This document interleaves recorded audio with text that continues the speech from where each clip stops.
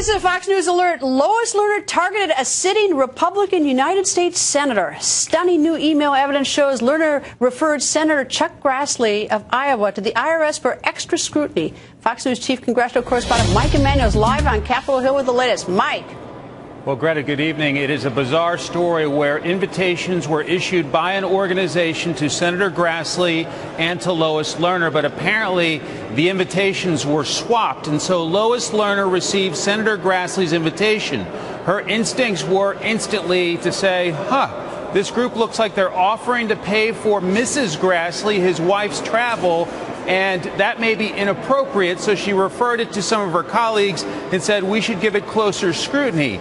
Now, Republicans say out of all the thousands of emails they're looking for, they have this email. Imagine what her instincts were in other cases, because her first instinct in this case was to go after a sitting Republican United States Senator. Some Democrats say, well, the system worked. Her colleagues talked her down and didn't go any further with it. But bottom line, they're going through all these emails that they have. They're still looking for thousands of other emails, but kind of an aha moment for Republicans on the House Ways and Means Committee.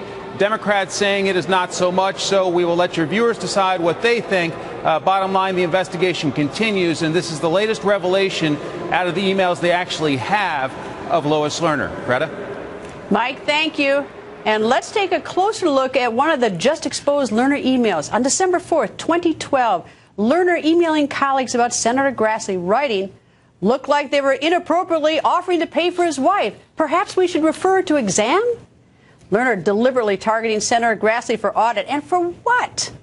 And joining us, our political panel, Hill's managing editor Bob Cusack, the Washington Examiner's Betsy Woodruff, and ABC News political director Rick Klein. Rick, last night I said she's the luckiest person in the world because her emails were destroyed. Now she looks like her luck has run out. You can't say that those missing emails are likely to be uninteresting. Look, this whole story from the start has had a really quality to it. And like, really, you're talking about referring a sitting United States senator for further examination. Really, you lost all the emails? That? Yeah, for that. Not for his conduct, because someone else was writing him. For something that other officials so quickly say this is just not something that goes anywhere. Yeah, it confirms suspicions, or seems to confirm suspicions around Lois Lerner, and it is just going to exacerbate all of the political tensions around this and the serious cries of what happened to these emails and what else do we not know about what was going on at the IRS. You know, Betsy, I think I look at it like a lawyer and think if I were representing her, what innocent explanation could I give for this? And I'm at zero. It's really tough, and especially if you look further down those emails, Lerner said she didn't want to appear on stage with Grassley. I don't like Grassley to appear on the stage with her.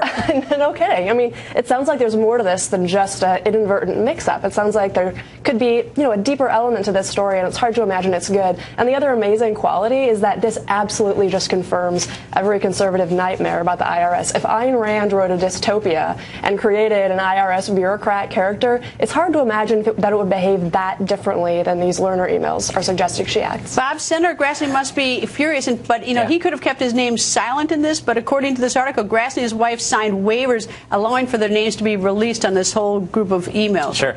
I think this is stunning to show how much power Lerner thought she had. Going after Grassley. Or abuse of power. Abuse of power. Going after Grassley, who's one of the most powerful Republicans on Capitol Hill. Remember, the Finance Committee, Judiciary Committee, who also does a lot of oversight himself. And the fact that she went after him, and I think this is why this story continues, is because everyone, or most everyone, has gone through some type of audit where they felt like the IRS has done some type of wrong, and now we're seeing going after sitting senators. That's remarkable. But, Rick, what makes this so appalling is the fact that there isn't a scintilla of evidence that Senator Grassley did anything wrong. An invitation was sent inadvertently to her from some group that wanted to get him to come speak. And there's no indication he ever got any. They received the invitation himself. And she decides to refer him for an audit? Yeah, the casual nature, let's just send this up there and have an investigation, talking about a United States senator who, by the way, has oversight through the committees that he serves on over the IRS and has been involved in those issues for some time. It's not like the Grassley name is unknown to the folks at the IRS.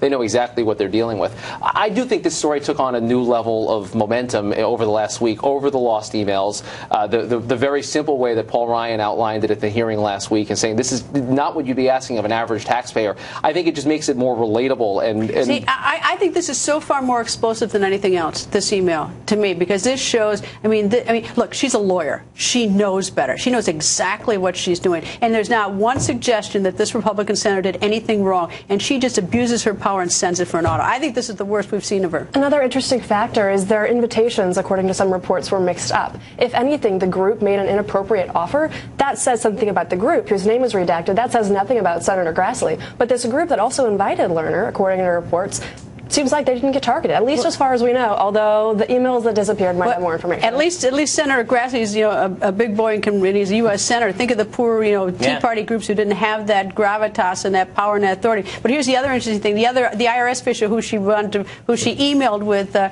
waved her off, saying that an audit would be premature because Grassley hadn't even accepted the invitation. I don't know if she's that abusive or that ignorant. It's hard to tell. And it's a question of if Senator Grassley was a Democrat, would she still seek this type of examination? So this is something that I think. I mean, the other thing about Grassley, he's one of the most highly respected members on Capitol Hill. It's not like he has a shady past or ethics problems. But she went after him.